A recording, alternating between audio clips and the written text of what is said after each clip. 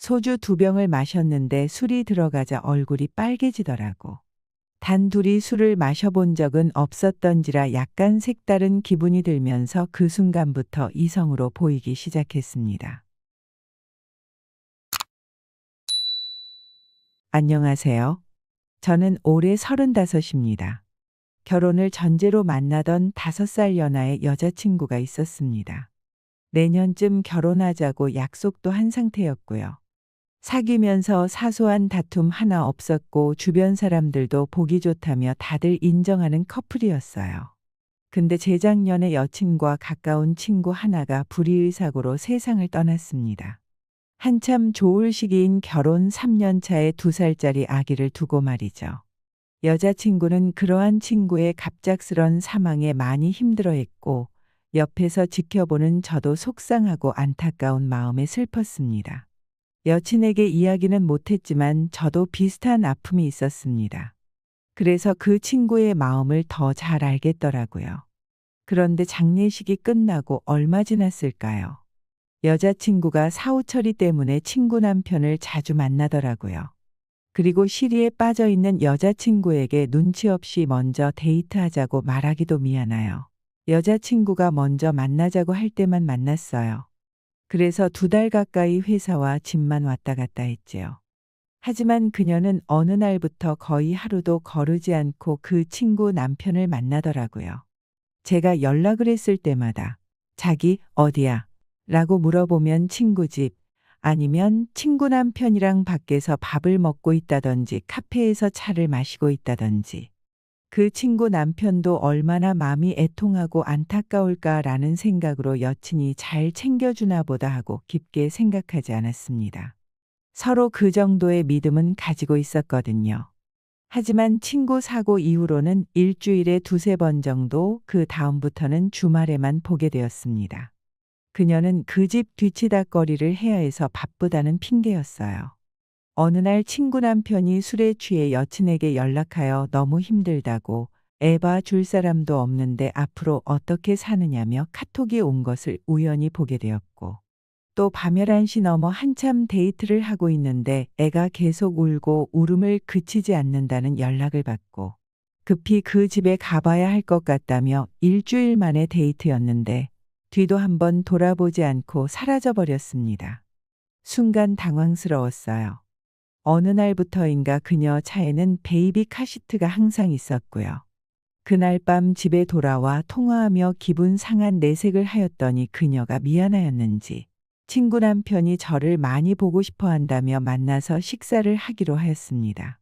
바로 그 다음날 퇴근 후 같이 저녁을 먹었는데 저는 투명인간 취급하고 둘만 아는 친구에 관한 추억 얘기, 저번 주에 둘이 갔던 식당이 여기보다 더 맛있다느니 다음에 만나서 먹을 메뉴를 정하고 밥 먹고 드라이브 가고 싶다.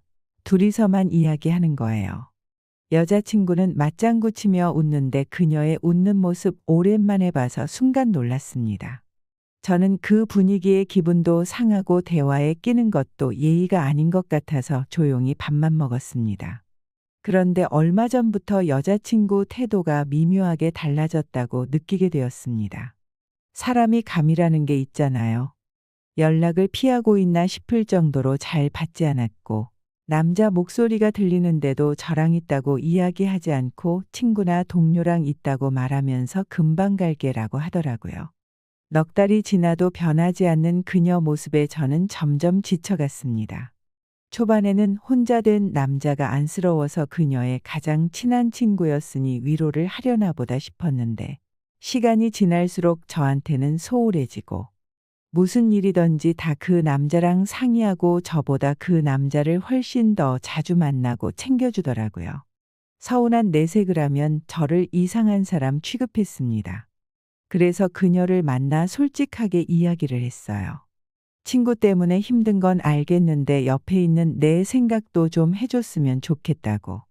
친구 만난다 하면서 그 남자 만나러 가는 것도 다 알고 있었고 끝까지 모르는 척 하려고 했는데 그러다 우리 사이 더 안 좋아질까봐 차라리 솔직히 다 터놓고 말한다고. 앞으로 어떻게 하고 싶은지 대화하고 싶었다고 이야기하였습니다. 오빠가 그리 힘든지 몰랐다면서 자신도 친구 때문에 힘들기도 하고 형부가 안쓰럽기도 하고 친구가 눈 감기 전 여친한테 조카를 잘 부탁한다는 말을 남겨 그 집에 더 직착을 하게 되었다고 미안하다 사과하더라고요. 오히려 제가 더 미안해졌었습니다. 죄책감 같은 게 살짝 들었거든요. 그러고 이틀이 지났을까요? 갑자기 그녀에게 전화가 왔습니다. 그녀에게 오랜만에 전화도 왔고 저는 반갑고 설레는 마음으로 전화를 받았는데 전화 받자마자 한숨을 쉬더니 갑자기 헤어지자고 하는 겁니다. 앞으로도 그 집을 계속 챙겨야 할 것 같다면서 그녀와는 이후 연락도 안 되는 상황이 되었고 헤어지게 되었습니다. 뜻하지 않게 여러 사건들로 인해 이별을 당하고 충격을 받아 한동안 일이 손에 잡히지 않아 다니던 회사를 퇴직하고 반년 넘게 집에 틀어박혀 사회와의 접촉을 극단적으로 기피하며 지내왔죠. 이런 걸 은둔형 외톨이라고 하더라고요. 다행히 심각할 정도는 아니었던 거죠. 당장 돈 떨어지고 먹고 살아야 한다는 생각에 어느 정도 정신을 차리게 되더군요. 그리고 나서 이일저일하며 갈피를 잡지 못하다가 우연히 친구 녀석이 하던 포차 형식의 술집을 넘겨받게 되었고요. 그 날은 한 달에 2번 있는 휴무날이었다. 저녁 7시쯤 전화벨이 울렸다. 여보세요? 네, 저 현수 엄마예요. 가게 앞에 도착했는데 어디세요? 아, 그래요? 제가 앞으로 나갈게요. 전화를 끊고 가게 앞으로 나가보았다. 그녀는 2년 전 이혼한 친구의 아내인데 보험을 한다길래 가게 관련해서 보험을 들기 위해 수소문에 연락을 해서 찾아오게 된 것이다. 멀리서 그랜저 한 대가 비상등을 켜고는 앞으로 서서히 다가왔다. 돈 잘 버나 보네 라는 생각을 할 즈음 그녀의 차가 다가섰고 이내 차문이 열리고 남색의 오피스룩과 흰색의 블라우스를 입은 그녀가 차문을 닫고는 내 앞으로 다가와 인사를 했다. 창식 씨, 오랜만에 보네요. 현수 엄마 맞아요? 너무 달라져서 못 알아볼 뻔했네요. 우리는 그렇게 인사를 나누고는 가게로 들어섰다. 여기로 앉으세요. 차 한 잔 드릴까요? 네, 시원한 거 아무거나 주세요. 창식 씨도 요즘 좋아 보이네요. 그녀는 결혼 전이나 이혼 후에도 늘 날 보면 생글생글 잘 웃어주었다. 네, 잘 지내고 있죠. 소희 씨랑 헤어졌단 소린 들었어요.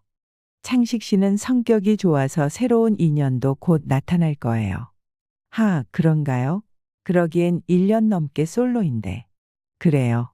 그럼 소개팅이라도 시켜드려야겠네요.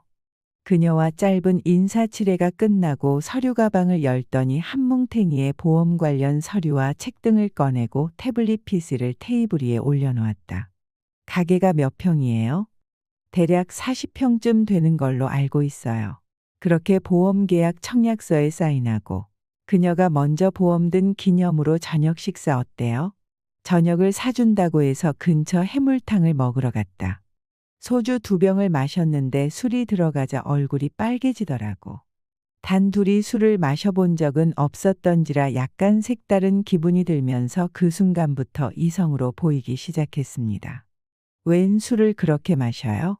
소주 1병을 더 시켜서 내가 거의 다 마셔버렸다. 간만에 현수 엄마 만나 기분이 좋아서요. 뭐야, 술 마셔서 업된 거지 나 때문이래. 호호호. 집에 가자고 일어서는데 약간 휘청했다. 그녀가 대리를 불러 날 집까지 태워다 주었고 그날 이후 그녀와 톡도하며 가끔 전화 연락도 하는 사이가 되었죠. 그녀는 친구 녀석과 결혼 6년 차에 이혼을 했습니다. 결혼 후 바로 임신 계획이었지만 결혼 3년 차까지 소식이 업자같이 검사받으러 다녔고 2사람 다 정상이었답니다. 배란 유도제까지 몇 차례 처방받아 먹어도 보고 시술 과정이 굉장히 힘든 시험관 시술도 해보았지만 매번 실패로 인해 2사람이 점점 지쳐갔나 봅니다. 둘이서도 잘 살 수 있지 않느냐 그리고 우리 같은 사람 많다. 그 분들도 노력하고 노력해서 아이를 가진 거다 TV에서 못 봤냐 10년 만에 아이 가진 사람도 있다. 서로 노력하다 보면 아이 생길 거다 하였지만 시댁 갈 때마다 시어머니는 혼전 임신으로 결혼하는 사람도 많은데 너는 왜 남들처럼 임신도 못하냐고. 시아버지는 한술 더 떠서 아이 소식 없으면 집에도 오지 말라고. 네가 우리 집안대를 끊어 놓는다고 소리 지르기까지. 결국 이혼 외에는 달리 방법이 없었던 거죠. 2개월쯤 지난 날 평소처럼 그녀와 톡을 하고 있던 중 전화가 와서 밖에 비도 오고 천둥 번개가 쳐서 혼자 집에 있는데 무섭단다. 오빠, 뭐해? 시간을 보니 새벽 2시였다. 방금 가게 정리하고 집에 들어왔어. 나 지금 혼자 있기 무서워서 그런데 우리 집에 와줄 수 있어?